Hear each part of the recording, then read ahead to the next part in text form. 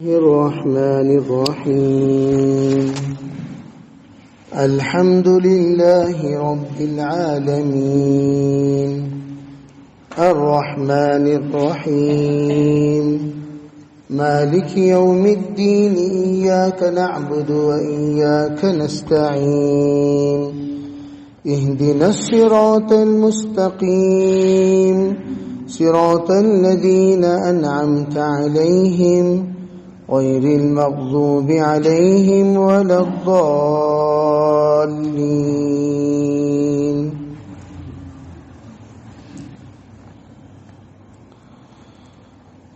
اللہ تعالیٰ نے جتنی صورتیں نازل فرمائی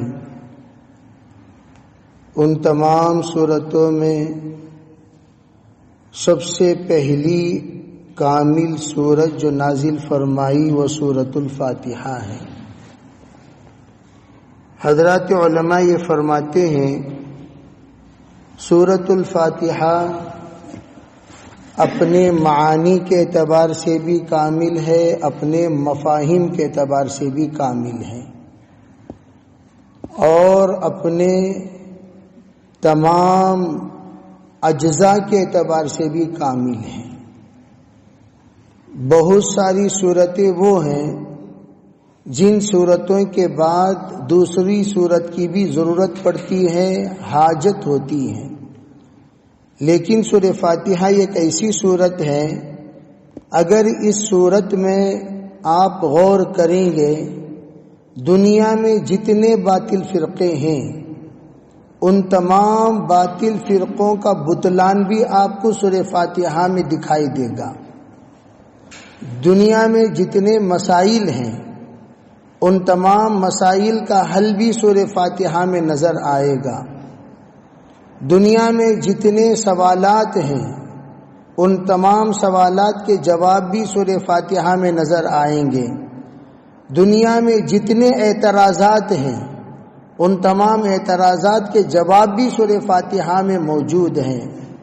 یہاں تک کہ علماء فرماتے ہیں دنیا میں جتنے لوگ تھے ہیں اور قیامت تک آئیں گے ان تمام لوگوں کے لیے من و ان کلیتن اگر کوئی سورہ رہبری کے لیے کافی ہے تو وہ سورہ فاتحہ ہے۔ اسی لیے اکابر علماء کہتے ہیں جب بھی نماز پڑھی جاتی ہے اس وقت میں سورہ فاتحہ کو بار بار پڑھی جانے کا منشا اور مقصد یہی ہے تاکہ ہر انسان کے مسائل کا حل اسے سورہ فاتحہ کی مکرر تلاوت سے حل ہو جائے۔ اسی لیے تمام سورتوں کو ضم سورہ کہتے ہیں، لیکن اصل سورہ سورۃ الفاتحہ کو قرار دیا جاتا ہے، جس کو ام السور بھی کہا گیا، ام القرآن بھی کہا گیا۔ ام القرآن کہتے ہیں قرآن کی ماں، جس کے ذریعے سے تمام صورتیں جنم لیتے ہیں۔ اور آپ کو معلوم ہو یہ بات حقیقت کے ساتھ آپ حضرات واقف ہیں کہ ماں کے اثرات تمام اولاد میں کچھ نہ کچھ ضرور ہوتی ہیں، صفات کے اعتبار سے، افعال کے اعتبار سے اور کردار کے اعتبار سے، اخلاق کے اعتبار سے کچھ نہ کچھ ماں کی صفت بچوں میں منتقل ہوتی ہے، ضرور رہتی ہے۔ اسی لیے مدر ٹنگ کہا جاتا ہے، فادر ٹنگ نہیں کہا جاتا۔ کیا مطلب؟ ماں کی صحبت میں بچہ رہ کر جو بول سیکھتا ہے، جو چال سیکھتا ہے، جو رنگ سے رنگے جاتا ہے وہ ماں کے رنگ سے رنگے جاتا ہے، ماں کے بول کو بولتا ہے، ماں کے کردار کو اپناتا ہے۔ اسی لیے سورۃ الفاتحہ کو بار بار پڑھنے کا حکم دیا گیا۔ جناب رسول اللہ صلی اللہ علیہ وسلم نے فرمایا اللہ نے مجھے سبعا من المثانی عطا کیا ہے، کہ سبعا من المثانی کہتے ہیں ایس مثانی کے معنی بار بار دہرائے جانے والی صورت۔ حضرت شیخ الحدیث زکریا صاحب رحمۃ اللہ علیہ فرمایا کرتے تھے جب بھی تم کسی پیچیدہ مسئلے میں پھنس جاؤ اور اس مسئلے کا حل تمہیں نظر نہ آئے آپ پریشان ہیں اس مسئلے کو میں کیسے حل کروں، اس مسئلے کو میں کیسے بولوں، کیسے بتاؤں، آپ بار بار سورہ فاتحہ دوہرا کر پڑھتے رہو، اتنا پڑھو کہ اللہ تمہارے پڑھنے کی برکت سے، سورہ فاتحہ کے برکت سے اللہ تمہارے ذہن میں اس مسئلے کا حل کھول دے گا، بشرطے کہ توجہ صحیح ہو، مکمل طور پر توجہ کو مبذول کرے، توجہ کو مرکوز کرے، توجہ کو ایک جگہ پر مجتمع کرے، پھر اس کے بعد اس سورت کی تلاوت کی جائے تو مالا ینحل مسائل کا حل آپ کو نظر آئے گا۔ تو سورہ فاتحہ اللہ نے عجیب معجزاتی صورت میں اس کو شامل فرمایا کہ یہ سورہ جو کوئی بھی بندہ جب بھی پڑھے گا، جس وقت بھی پڑھے گا، جیسا بھی پڑھے گا، اللہ اس سے فائدے سے ہرگز خالی نہیں کرے گا۔ اسی لیے سورہ فاتحہ کے عجیب عجیب نام دیے گئے، ان ناموں میں ایک نام ہے سورۃ الدعا۔ سورۃ الدعا یعنی دعا کی سورت۔ اگر کسی بندے کو دعا یاد نہیں ہے، جیسے کہ جناب رسول اللہ صلی اللہ علیہ وسلم مختلف قسم کی دعائیں کرتے تھے، صحابہ کرام نے عرض کیا ایک مرتبہ اللہ کے رسول آپ ہمیشہ الگ الگ قسم کی دعائیں کرتے ہیں، کبھی اللہ سے مانگنے کی کچھ چیزیں ہوتی ہیں، کبھی پناہ مانگنے کی چیزیں کچھ ہوتی ہیں، تو آپ کی دعائیں ہمیں یاد نہیں رہتی، آپ کی دعائیں جب یاد نہ ہو تو ہمیں ایک ایسی دعا سکھا دیجئے جس دعا کی برکت سے وہ تمام دعائیں شامل ہو جائیں۔ اللہ کے رسول صلی اللہ علیہ وسلم نے دعا سکھائی، یہ دعا اللہم انی اسألک من خیر ما سألک منہ نبیک و حبیبک محمد صلی اللہ علیہ وسلم ونعوذ بک من شر ما استعاذک منہ نبیک و حبیبک محمد صلی اللہ علیہ وسلم۔ یہ دعا کر لیا کرو، میری تمام دعائیں اس میں شامل ہو جائیں گی۔ یا اللہ میں آپ سے وہ تمام خیر مانگتا ہوں جو کچھ جناب محمد رسول اللہ صلی اللہ علیہ وسلم نے آپ سے مانگا، ان تمام شر سے پناہ مانگتا ہوں جو کچھ اللہ کے رسول صلی اللہ علیہ وسلم نے آپ سے پناہ مانگا۔ اس اعتبار سے اس دعا کو سورۃ الدعا کہتے ہیں۔ اگر آپ کو کوئی بھی دعا یاد نہیں ہے، صرف یہ دعا سورہ فاتحہ آپ پھرا کر یہی پڑھ لیجئے، اللہ آپ کی نیت کے اعتبار سے مسائل کو حل کرتا ہوا چلا جائے گا۔ علماء فرماتے ہیں اللہ نے سورۃ الفاتحہ میں دعا کے آداب سکھائے، دعا کیسی مانگنی چاہیے، کس طرح مانگنی چاہیے، دعا مانگنے کی ترتیب کیا ہوگی، دعا مانگنے کی شکل کیا ہوگی، دعا مانگنے کی صورت کیا ہوگی۔ اللہ کے رسول نے سورہ فاتحہ میں اللہ نے جو بتایا اسی کو آپ نے بھی وضاحت کے ساتھ ارشاد فرمایا۔ آپ نے کہا اللہ کو سب سے زیادہ تعریف پسند ہے، اللہ کو وہ تعریف کے ذریعے سے تعریف کرو جو تعریف خود اللہ نے اپنے ذات کے اعتبار سے کی ہے۔ وہ سورہ فاتحہ میں اللہ نے اپنی تعریف بیان فرمائی۔ وہ کیا تعریف؟ الحمدللہ رب العالمین۔ بندہ کہتا ہے یا اللہ تمام عالموں کے پروردگار، تمام تعریفیں تیرے لیے ہیں۔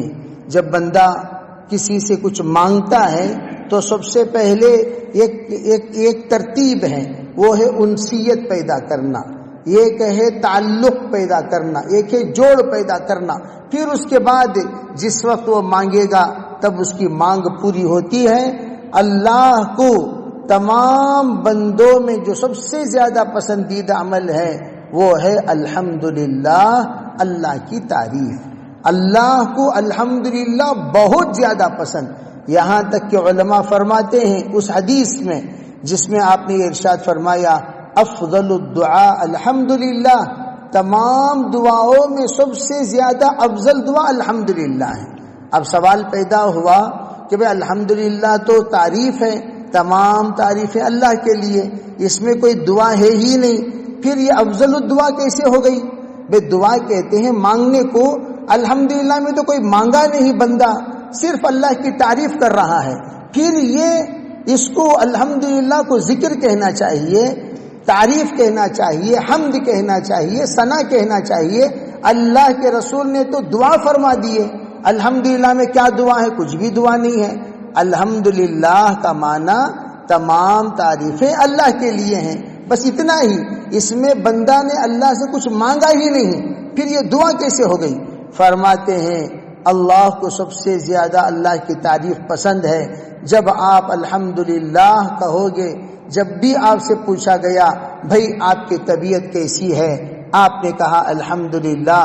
بھائی آپ کے گھر والے کیسے ہیں، آپ نے کہا الحمدللہ۔ بھائی حال و احوال کیسے ہیں، آپ نے کہا الحمدللہ۔ صحت کیسی ہے، آپ نے کہا الحمدللہ۔ پوچھا گیا ارے بھئی حالات کیا کہہ رہے ہیں، آپ نے کہہ دیا الحمدللہ۔ جب بھی آپ سے کچھ پوچھا گیا آپ نے اس کے جواب میں الحمدللہ کہا۔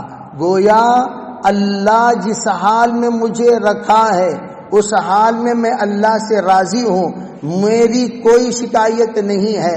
اللہ نے تونگری میں رکھا، اس پر میں راضی، فقر و فاقے میں رکھا، اس پر میں راضی۔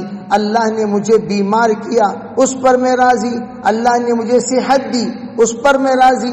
اللہ نے خوش رکھا تو راضی، غم رکھا تو راضی۔ اللہ نے جس حال میں رکھا ہر حال میں اللہ سے میں راضی، اس کا اس نے اظہار فرمایا الحمدللہ سے۔ اس کا مطلب کیا؟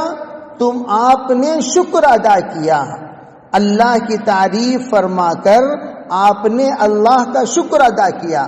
یا اللہ ہم تیرے شکر گزار بندے ہیں، جس حال میں تو رکھا اس حال میں بندہ تیرا راضی ہے، کوئی شکایت تجھ سے نہیں ہے۔ بندے نے کہہ دیا الحمدللہ۔ اللہ جب دیکھتا ہے ماشاءاللہ میرا بندہ تکلیف میں بھی مجھے الحمدللہ کہہ رہا ہے، بیماری میں الحمدللہ کہہ رہا ہے، فقر میں الحمدللہ کہہ رہا ہے، مصیبت میں الحمدللہ کہہ رہا ہے، نقصان میں الحمدللہ کہہ رہا ہے، پریشانی میں الحمدللہ کہہ رہا ہے، یہ سب سے بڑی اللہ کی تعریف ہے۔ اس تعریف پر اللہ کہتا ہے لئن شکرتم لازیدنکم، شکر ادا کرو گے میں اضافہ کروں گا۔ بندہ جب الحمدللہ کہتا ہے یہ سب سے بڑی دعا، بن مانگے اللہ دیتا چلا جاتا ہے، اتنا دیتا ہے بندہ اتنا مانگ نہیں سکتا اتنا اللہ دے دیتا ہے۔ دینے والی چیزیں خالی مال نہیں ہوا کرتی، سکون بھی تو اللہ کی بہت بڑی چیز ہے۔ کیسے کیسے مالدار ہیں، گولی نیند کی کھائے بغیر نیند نہیں آتی، لیکن بندہ آرام جب چاہے سو رہا ہے، اللہ سے نیت کر کے سوتا ہے ٹائم ٹیبل، یا اللہ 5:25 کو اٹھا دے، اللہ نے 5:25 کو اٹھا دیا۔ جس نے نیت کی اللہ 4 بجے اٹھا دے، اللہ نے 4 بجے اٹھا دیا۔ بعض لوگوں کی نیند ان کے کنٹرول میں نہیں ہوتی، لیکن بعض لوگوں کی نیند ان کے کنٹرول میں ہوتی ہے۔ جب سونا چاہتے ہیں سو جاتے ہیں، جب اٹھنا چاہتے ہیں اٹھ جاتے ہیں، جب کرنا چاہتے ہیں کر لیتے ہیں، جب چلنا چاہتے ہیں چل لیتے ہیں، جب رکنا چاہتے ہیں رک جاتے ہیں۔ تو یہ بھی تو اللہ کی بہت بڑی نعمت ہے۔ تو جب بندہ یوں کہتا ہے الحمدللہ، اللہ بندے کے لیے ایسی ایسی نعمتیں نوازتا چلا جاتا ہے۔ فرما بردار بیوی عطا کر دیا، نیک صالح اولاد عطا کر دیا، اچھا ماحول عطا کر دیا، اچھا دوست عطا کر دیا، اچھی صحبت عطا کر دی، اور اللہ کے ہر فیصلے پر راضی ہونے کا دل عطا کر دیا۔ اتنا بڑا دل، اللہ کے ہر فیصلے پر راضی، اللہ کے ہر جو کچھ بھی اللہ کے طرف سے عنایتیں ہو یا عنایتیں نہ ہو اس پر بھی بندہ راضی ہو جاتا ہے۔ یہ بھی اللہ کی توفیق ہے، اللہ کی رحمت ہے، اللہ کی عنایت ہے۔ اس لیے علماء کہتے ہیں الحمدللہ یہ سب سے افضل دعا ہے، اور اللہ یہی چاہتا ہے تمام بندوں کی زبان میں الحمدللہ آئے، پھر اللہ نوازتا چلا جائے۔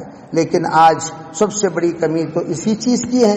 الحمدللہ جب ہم سے کہا جاتا ہے ارے بھئی الحمدللہ، ہمیں سب سے پہلے کیسے ہی بھئی کو پوچھتے ہی ایک راگ گھسیٹ کو وہ الحمدللہ کو لاش میں ڈالتی، کیا کی بھئی چل رہا ہوگا، قصہ ختم۔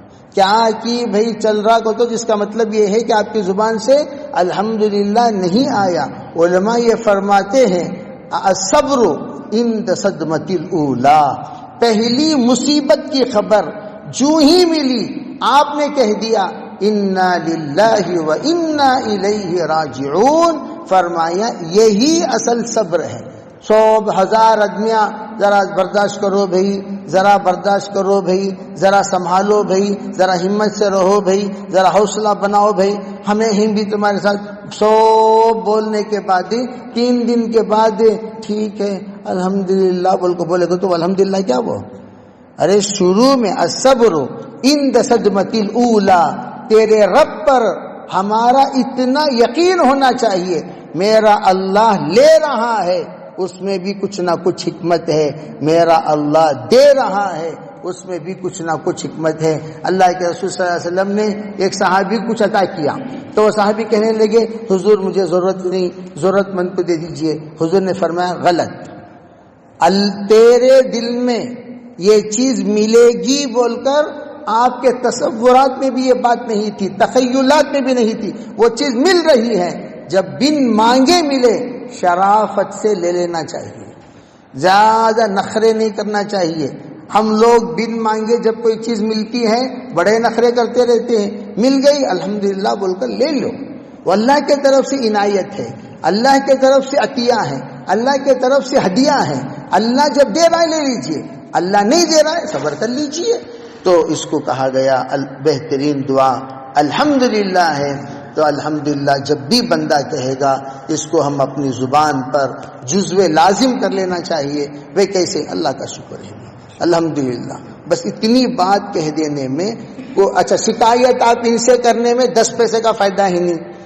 انہیں لوگ کیا کریں گے؟ مذاق کریں گے، دیکھیں کیا بھائی بہت اینٹ لگتا نا، تکلیف میں ہے کہ آج کل میں بول جانی تم نا۔ یہ دوسروں کو سنانے سے لوگ اور ہماری تکلیف بڑھاتے ہیں، بول کے ذریعے سے، چال کے ذریعے سے، اخلاق کے ذریعے سے۔